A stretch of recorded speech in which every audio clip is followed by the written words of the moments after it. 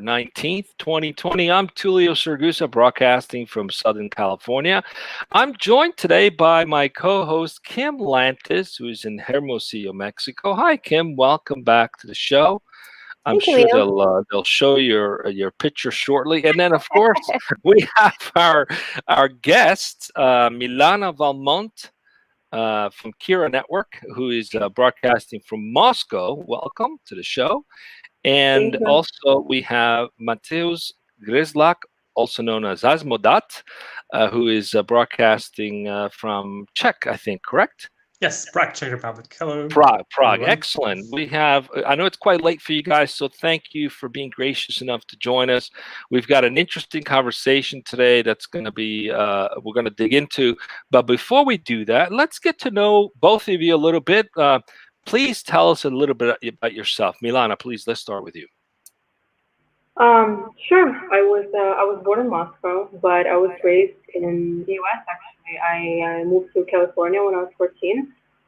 Then I went to college in New York, studied finance, worked for a couple of years in corporate finance in the private equity as an analyst, and then I transitioned working in the cryptocurrency industry full time about mid 2017.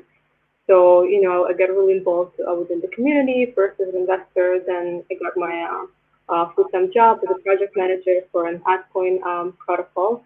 Then I moved out of New York. I moved to Israel for a couple of months, and I started working for this trading platform protocol that was based in Tel Aviv, and I stayed with them for over a year. And since last year, I dedicated my full attention to Kira as a CEO.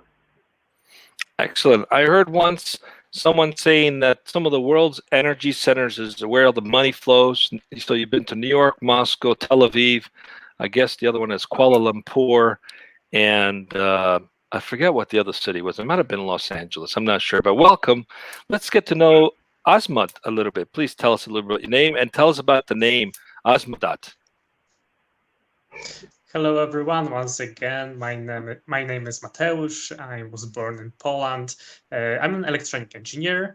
In crypto, I'm exploring crypto since 2011, late 2011. I was mining on my PC. I think I learned about crypto from Reddit for the first time, and that's how it all started.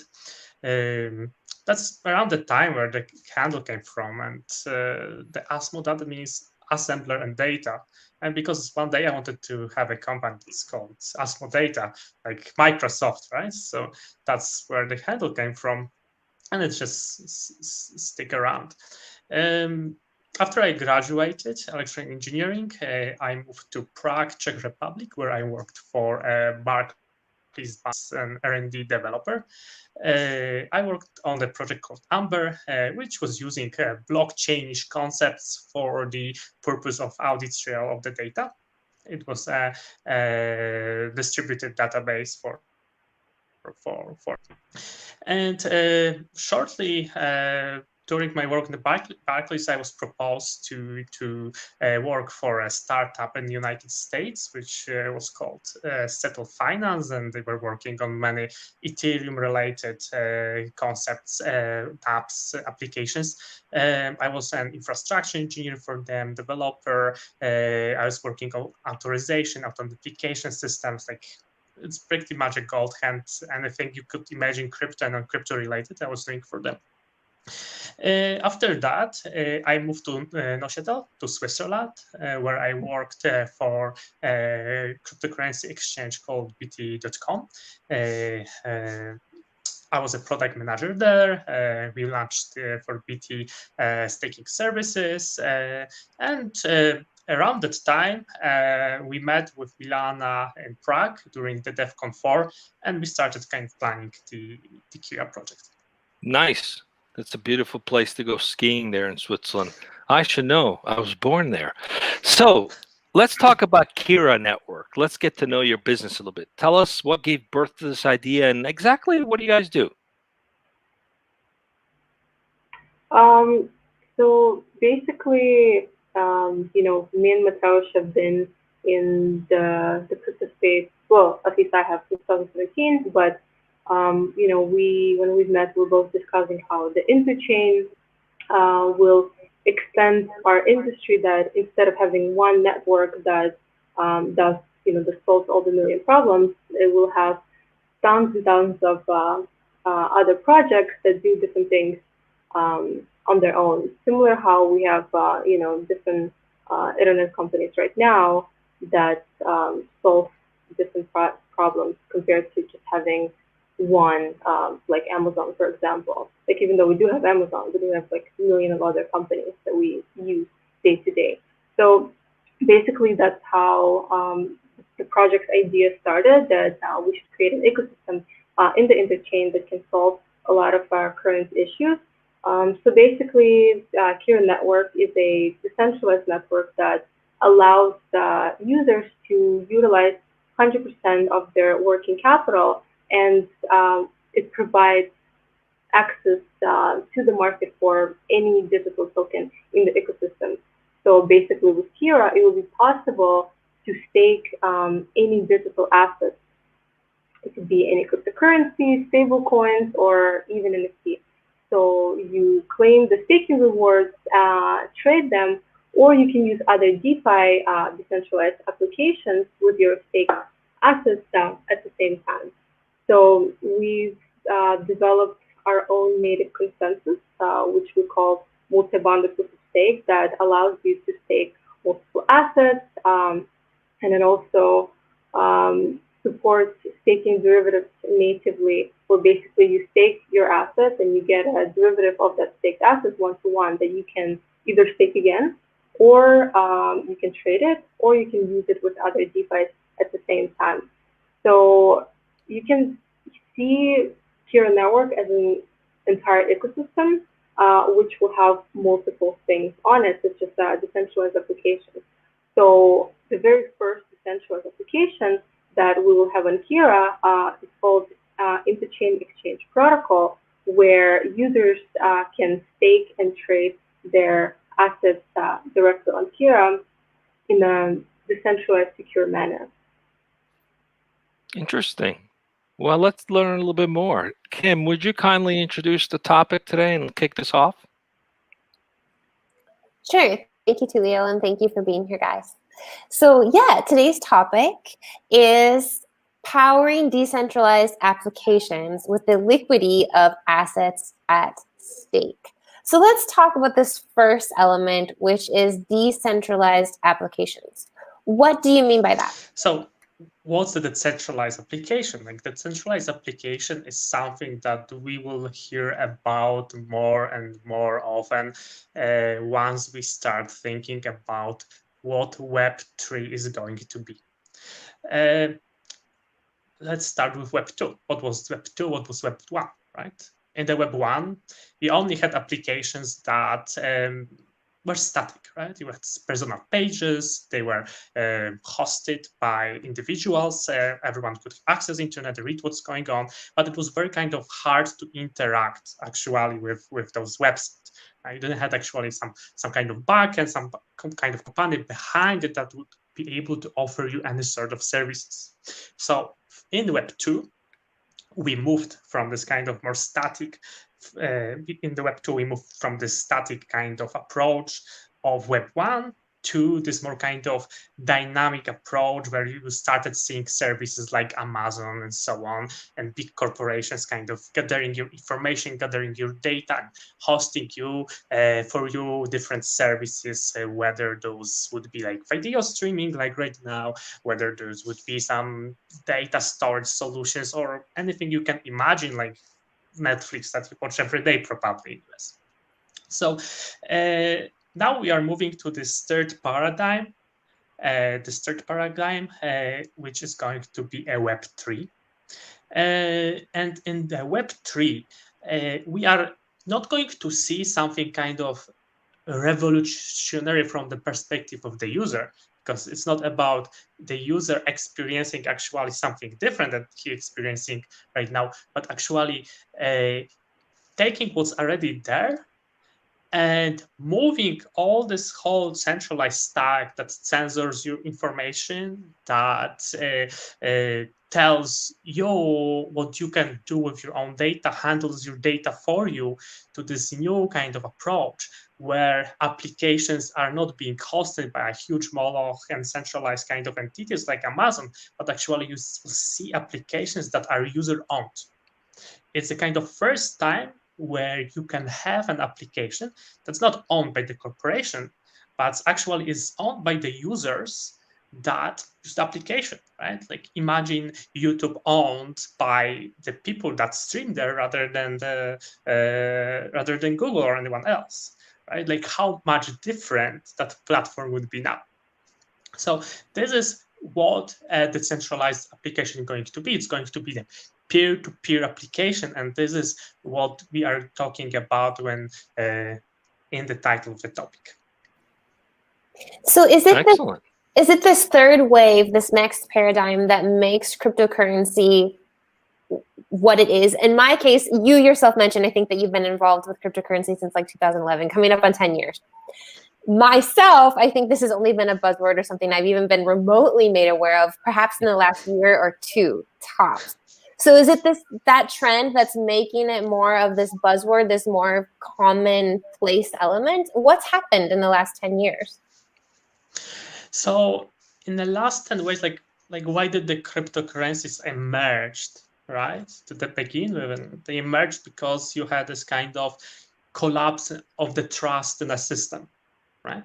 We had 2009, 2010, we seen a kind of the economy that we like really believed in, right? That it's supposed to work, not working, because it's really kind of people in the government closing their eyes and driving and like kind of feeling what's going on to kind of make their next move to go turn left or right, right? By the time you look, you already crashed. So this kind of economy that it failed, and out of this emerged Bitcoin, emerged many different kind of concepts related to Web3, where both the kind of applications and the finance itself is not kind of related on a kind of centralized management system out there, but actually is led by the users, and that's what led this kind of whole evolution that we've seen over and over again. It took a long time kind of for the cryptocurrencies to move kind of from this very simple first application that we had, which was Bitcoin, kind of the asset transfer. And now we are moving towards this kind of complete to Web3 kind of paradigm where you can actually interact with your application. You can own your application. Well, let's say you can hold some token, right? This token can, let's say, represent some your share in the company, or maybe gives you ability to interact somehow with this application. And this is how I see how we moved from this kind of what happened within those last 10 years. We suddenly moved from kind of centralized world in which we lost it completely trust into the more decentralized world, and we expanded it so far in the cryptocurrency ecosystem that now it suddenly starts to be possible to actually really use the applications that run on blockchain, which is a really good way to kind of interact with peer-to-peer services. Decentralized. Interesting. So what is the implication? Let me rephrase that. Who are the beneficiaries of this kind of adoption? The most clear beneficiaries of this kind of adoption, and what are the hurdles that you're facing to making it more mainstream? You see, like that's the thing, right? Like, who is the main beneficiary? It's hard to see it. Right, it's hard to see yet, because you can already do everything, right? You can, when you go to the website, you can pay with your card, you can buy whatever you want, right? And it's very hard to see, right? It's very hard to see in the first world countries, where it's very easy to see is in kind of more developing economies. It's easier to see in kind of economies where the government kind of wants to have a very, very tight control, and you start to see, okay, I cannot watch these movies because it doesn't maybe agree with the party view, right? And maybe you have to turn on VPN to kind of see what you want to see. Maybe there are only certain things that you can read, maybe very certain things that you can even think, right? So everything in the kind of web that you interact with is kind of programmed into constantly brainwashing you, to constantly, taking attention away from you and monetizing on it, or are they serving a purpose for a kind of government, right? So this is what's going on, right? Like we want to kind of take this control away from the people, right, and give it back to the people, right? Take it away from centralized companies and entities that constantly kind of brainwash you into kind of their kind of view of how world's supposed to be, and give you the power to kind of think on your own, have your own finance, you have ability to kind of transact. Because the problem is, like as the deeper we go, right, towards the centralized utopia, the more kind of we lose out of the things that we were always having for granted, right? Suddenly, the transaction you made yesterday and 2 years from now might be used to incriminate you, right? Because maybe laws changed or something like that. Right? So this is where cryptocurrencies, here's where Web3 comes to rescue, so that you can own your data, so that you can own your kind of your own world. Just to add on that, basically, I think, the other reasons who can benefit from cryptocurrencies, and, I'm going to talk about digital gold in specifics, like Bitcoin. So people who don't want to deal with any middleman, such as banks and so on, who would like to transfer money directly to the other person, and, without any limitations, and without waiting for like 2 weeks to make a wire transfer. So, that's is definitely one of the greatest benefits of using decentralized money. Digital money. And I think like the problem with adoption is right now, like it's still quite complicated to use that. Like if my mom, use it, if it's not as easy as sending it like a Venmo transaction, then it's not going to reach that mass adoption. So once it reaches the level that it's extremely easy to use, it's user friendly without being worried that you're going to send funds to the wrong address if you copy something incorrectly. So I think once we basically jump over these hurdles, it becomes easier for the public. Then we'll see more and more people using cryptocurrencies on a daily basis, basically.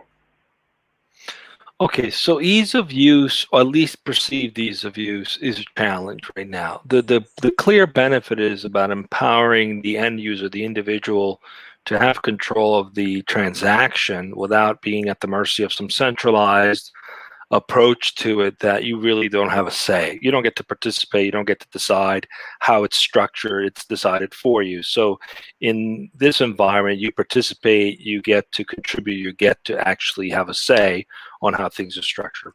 So Kira, in what role are you guys playing?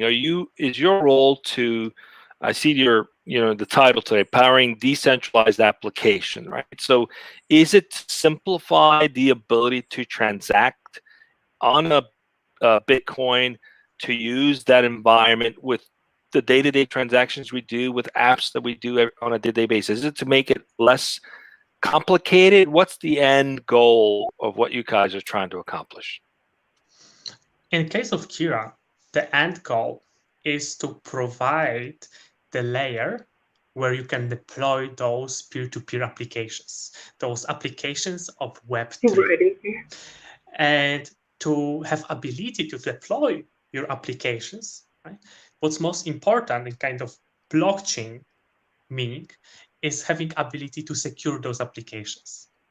Because we know, okay, run somewhere there, it's decentralized, a lot of buzzwords, but the question is, how how are actually those blockchain applications secured? What is securing them? And the answer to this question came quite recently, and that's called proof of stake. And why is it proof of stake? Is because it offers something that it was very hard in proof of work, and that was achieving a finality of the consensus.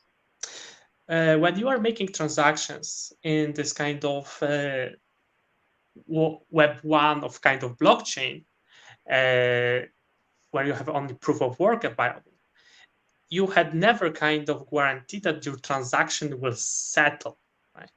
There can always be another fork. You really don't know if the transaction is there or it's another fork or what's going on. And with proof of stake, we improve on that because instead of having kind of miners mining a block and there can be more other miners kind of mining another fork, you have arrived to this novel kind of solution of proof of stake where you have a concept of validators, right? Of people that run the blockchain application, the state machine, and they are the ones agreeing that the state that was propagated, the state of the database, was settled and it's final. And by having this ability to finalize the state, you got the ability to not only transact faster, not only ability to kind of settle the transaction, so know that, okay, when it's transferred and everyone agreed that this or that is final, then this is the state that everyone knows, everyone can trust. And in proof of stake, there was this problem called nothing at stake. Why is it called proof of stake to begin with? And it's called proof of stake because there are money which are vouching for that the operator, the person that executes the blockchain application, is executing it correctly, has skin in the game to stay, to not misbehave. And because there is money at stake, vouching, betting that that person is true, that's why you can trust. But you had the problem kind of proof of stake, which is called kind of nothing at stake, called because the value, right? That because what's the problem? What's the real kind of value of those assets that are at stake? How can you trust that this application is really secured by something that's valuable or not, let's say, a printed kind of token out of thin air, right? What's the value of the token to begin with? And that's kind of the topic that Kira is covering. Because in Kira, we are not using the kind of value of kind of artificially created token, right, to secure the consensus with the value at stake. We have this, you get this ability to secure the blockchain with a value of even a real asset. Okay, so yeah. Sorry, just to add on that to make things a bit more simple. So, you know, why would people use Kira, especially people who are not familiar with cryptocurrencies, right? Because Kira connects real-world economies, you know, with cryptocurrency. So what does that mean is that you as a user, you don't have to have, you know, cryptocurrency to use Kira. Like you can have any asset as long as it's tokenized. For example, real estate, right? Like you can tokenize the real estate or stocks at a, you know, at any company. So as long as it's a tokenized asset, you can stake that asset, you know, similar to like how pawn shops work. So you stake that asset and then you earn revenue from that instead of just owning this asset and, you know, just sit, you know, in your pocket and like nothing is happening. So that's basically, you know, the benefit of, you know, using Kira as a non-typical cryptocurrency user. So, you know, we as a company, like I've mentioned before, we utilize 100% of your capital, and with us you can stake any asset aside from cryptocurrencies. That would be like real estate, art, luxury goods, as long as they're tokenized. So that's pretty much it. Interesting. So, traditional currency used to be powered by gold or silver, and then it became this S&P. Now it's basically paper, right? That just gets evaluated out of vapor. But, with this, there's actually real assets, and it sounds as though it's user or community verified and driven, Yes. so that the empowerment is make sure you do the right thing. Someone's going to make sure it's valid, and that keeps the whole community safe and secure because everybody's playing their part. We're coming up on time. Want to shift a little bit on the culture, right? I mean, to do this, you kind of have to be a little bit of a renegade, right? I mean, it's kind of like it's the against the system, and rightfully so. It sounds as though there's definitely opportunities to reshape how we transact and how we actually put value on various assets. So we're not just tied to one single thing that some central organization decided. In terms of the culture of your company, what kind of people end up going to work with you guys? We're still a very, very young, early stage company, and we have, let's see, I think we have 6 developers, 4 executives, and few marketing people. And we just had our ambassador program launch. So it's basically people in our community who are believers in our project, who are helping us expand and raise awareness. So in terms of culture, personally for me, I like people who are very passionate, motivated, and they very creative, like to think outside the box. And I don't like micromanaging people and telling them constantly what to do. I would, love to have someone on my team who will make their own decision, make their own effort, and kind of go an extra mile and show his leadership qualities rather than me holding them hands constantly, especially at a later stage. So that's basically the culture. Everyone is friendly, and we're trying to keep things fun and light as long as everything gets pushed accordingly. That's basically where we are right now. Kim, I think you had some follow-up to that. Sounds yeah. Yeah, it totally does. We can certainly relate to the self-managed elements of that, of course. Leadership, taking that role, ideating, and trust. I think trust is a key foundation to our company, what we do. The very foundation of even being able to be self-managed is to trust who you're working with and to trust your team. And I think that's a very interesting parallel with what it is, from what I'm understanding, a foundation of Bitcoin, or cryptocurrency, not necessarily Bitcoin, is trust, right? And trusting in these assets and making it transparent, making it something that we're willing to do, and this unified kind of global, but on a global scale. And I think that's absolutely fascinating to see where this might be able to take us.